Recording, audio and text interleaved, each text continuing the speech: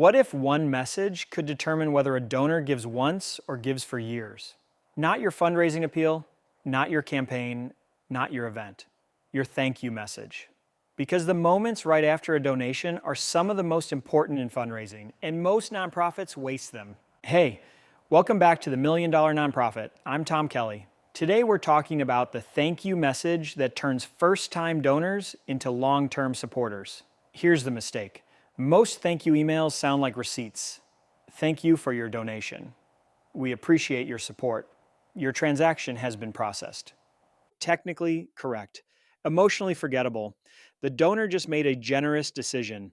They felt hope, connection, purpose, and then they received a message that felt like a bank statement. The best thank you messages do something different. They reinforce identity. People repeat behaviors that reinforce how they see themselves.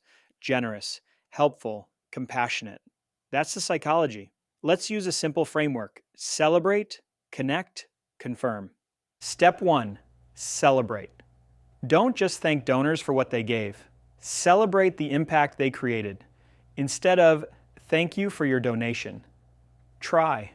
Because of you, a family will receive support when they need it most. Now the donor feels connected to the outcome. Here's a ChatGPT prompt. Write a donor thank you message that celebrates the donor's impact and identity instead of focusing on the transaction. Step 2, connect. Help donors visualize the difference they made. Share a story, a moment, a person. People remember stories far more than statistics. A CRM like DonorBooks can personalize these messages based on donor interests and giving history, making every interaction feel more meaningful. Step 3, confirm. People want reassurance they made the right decision. Show them the impact. Share progress. Celebrate results. When generosity feels rewarding, people want to experience it again. The same principle applies to events. Platforms like charity auctions today create exciting giving moments, but it's the follow-up that determines whether supporters come back. Here's the key lesson. The donation is not the finish line. It's the beginning of the relationship. Another insight, speed matters. A thank you sent within minutes is often far more effective than one sent days later. Emotion fades quickly. Connection should happen while it's strongest. Your 3 action steps. First, review your current thank you message. Does it sound like a receipt or a relationship?